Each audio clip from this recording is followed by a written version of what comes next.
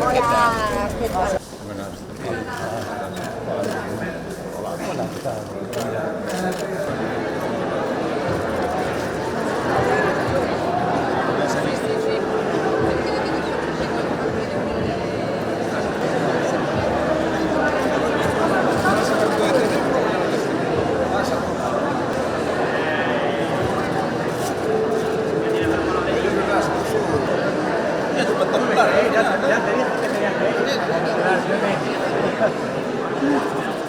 Conocer la trayectoria, el talento y el esfuerzo que día a día nos hacen ser mejores en nuestra vida. No me cabe duda de que todos los premiados hoy se van a hacer una Pontevedra más viva, más solidaria, una Pontevedra de la que parte ese adjetivo que tan bien define a nuestros ilustres, merecedores de un buen titular. De Pontevedra, doña Blanca García Montenegro. Alcaldes, portavoz del bloque nacionalista, Ana Cordón, Diario de Pontevedra cumple 135 años y también el estilo de hacer periodismo.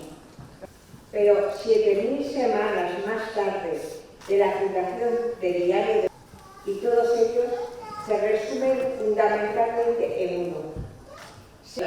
A lo largo de esta travesía que se acerca ya al siglo y medio de vida.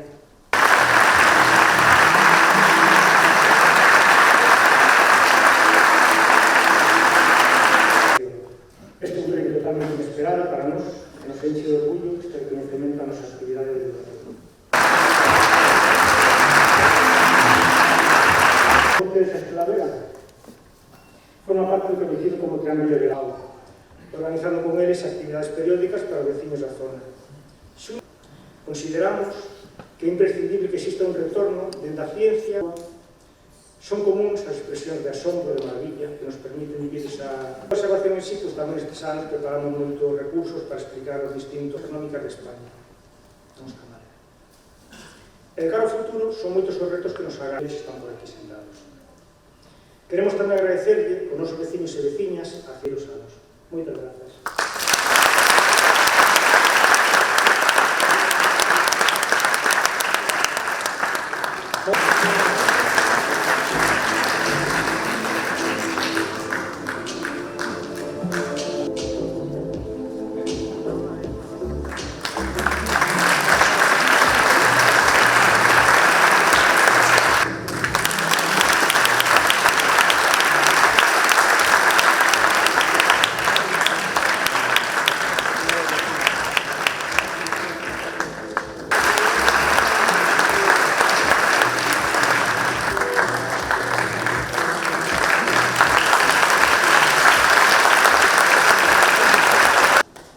Buenas noches a todos, integrantes de la mesa presidencial, miembros de estar reunidos en este acto tan emotivo en mi ciudad natal.